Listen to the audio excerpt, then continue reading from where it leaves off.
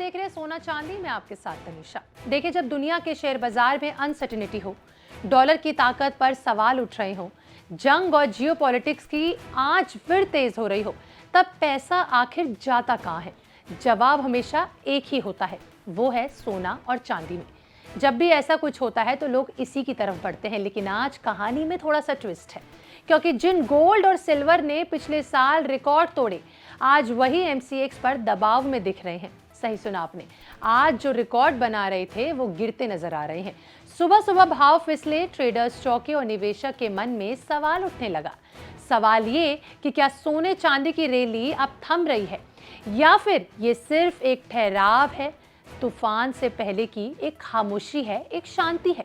और देखिए, इसी बीच दुनिया की दूसरी सबसे बड़ी अर्थव्यवस्था चीन चुपचाप वो कर रहा है जो आने वाले समय में सोने की कीमतों की दिशा तय कर सकता है।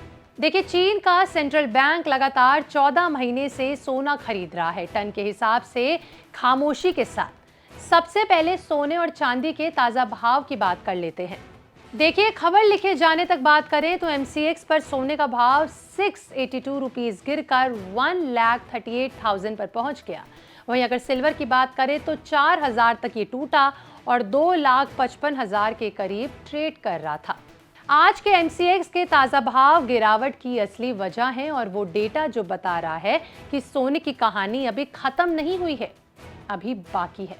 आज की गिरावट के बड़े कारण रहे प्रॉफिट बुकिंग और वॉल्यूम सेंटीमेंट। जैसे ही सोना और चांदी ने पिछले हफ्ते काफी तेजी दिखाई थी, कई ट्रेडर्स ने कुछ मुनाफा लेना शुरू किया। इंट्राडे वॉलेटिलिटी और ग्लोबल मार्केट्स, इंटरनेशनल मार्केट में भी सोने चांदी के वायदा भाव ने शुरुआत में तेजी के साथ कुछ गिरावट दिखाई, जिससे एमसीएक्स पर दबाव बना। वहीं जब फेड की नीतियों को लेकर बाजार में अनसर्टेनिटी बढ़ी तो निवेशक गोल्ड सिल्वर जैसे सेफ हेवन एसेट्स की ओर भागते नजर आए या कुछ समय के लिए निकलते दिखे। आज की ट्रेडिंग में कुछ ऐसा ही हिट एंड ट्रायल मूड देखने को मिला है। ये बड़ा सवाल है जो निवेशकों के मन में चल रहा है। छोटे स्तर पर गिरावट जरूरी नहीं है कि रूट ट्रेड बदल दे। जब तक सपोर्ट लेवल पर सुरक्षित डिमांड बनी रहती है, कीमतें फिर से रिवर्स कर सकती हैं। आज की जो ये गिरावट है, ये एक तरीके की ट्रायल था, एक ट्रेंड रिवर्सल था। अगर निवेशकों का मूड फिर से सेफ हेवन और सुरक्षित निवेश की ओर गया तो सोना चांदी फिर से ऊपर आ सकता है। अब हम बात करेंगे आज के सबसे इंटरेस्टिंग डेटा की, जो बहुत ज़्यादा सुर्खियों में बना हुआ है, और वो है चाइना के सेंट्रल बैंक के पीपल्स बैंक ऑफ चाइना की बारे में, जिसने गोल्ड खरीदने की अपनी स्ट्रीक को 14वें महीने तक बढ़ा दिया है, जो ऐतिहासिक रूप से बहुत बड़ा ट्रेंड है। पीबीओसी ने हाल ही में 30,000 ट्रॉय आउंस गोल्ड अपने रिजर्व में जोड़े हैं। नवंबर साल 2024 से अब तक चीन 42 टन सोना जमा कर चुका है। ये सिर्फ एक केंद्रीय बैंक की नियमित खरीद नहीं है, ये स्ट्रैटेजिक गोल्ड डाइवर्सिफिकेशन की एक कहानी है, जो दिखाती है कि कैसे गोल्ड जो है वो डाइवर्सिफाई हो रहा है और लोग उसका फायदा उठा रहे हैं। गोल्ड को डॉलर एक्सपोजर के खिलाफ हेज के रूप में देखा जा रहा है।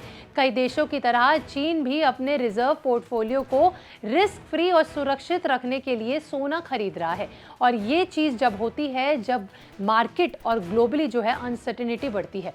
गोल्डमैन सैक्स के अनुमान बताते हैं कि चीन असल में और भी अधिक सोना खरीद रहा है। जितना आधिकारिक रूप से रिपोर्ट होता है, इससे पता चलता है कि पर्दे के पीछे गोल्ड डिमांड काफी मजबूत है। देखिए, अब हम इस रिकॉर्ड सेटिंग रैली और आज की गिरावट को जोड़कर देखें तो क्या निष्कर्ष निकलता है, क्या रिजल्ट निकलता है, इसका क्या निर्णय निकलता है। अगर इस पर बात करें कंक्लूजन की, तो लॉन्ग टर्म ट्रेंड अभी भी बुलिश है।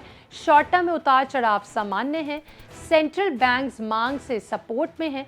यही जो है चीज़ें निकल कर आ रही हैं, कंक्लूजन निकल के आ रहा है। चाइना जैसे बड़े देशों की लगातार गोल्ड खरीदारी सबसे बड़ा स्ट्रक्चरल सपोर्ट है, जो कीमतों को कायम रखता है, खासकर अगर वैश्विक अनसर्टेनिटी यानी ग्लोबल अनसर्टेनिटी बनी रहे। शॉर्ट टर्म ट्रेडर्स वोलेटिलिटी का फायदा उठा सकते हैं। लॉन्ग टर्म निवेशक गोल्ड और सिल्वर को हेजिंग और डाइवर्सिफिकेशन के लिए रख सकते हैं। जोखिम प्रेमी गोल्ड ईटीएफ सिल्वर फ्यूचर से एंट्री पॉइंट देख सकते हैं। तो यही था आज के सोने चांदी के एपिसोड में सोने चांदी की कहानी जो इस समय चल रही है, जिसमें चीन का एक बड़ा खेल नजर आ रहा है। आपका इस पर क्या कहना है? कमेंट सेक्शन में लिखकर जरूर बताइएगा। और क्या आपको हमारा शो पसंद आता है, मेंशन जरूर करिएगा। और आप किस बारे में जानना चाहते हैं ये डालना बिल्कुल मत भूलिएगा। बिस्तर को सब्सक्राइब करना बिल्कुल ना भूलें। धन्यवाद।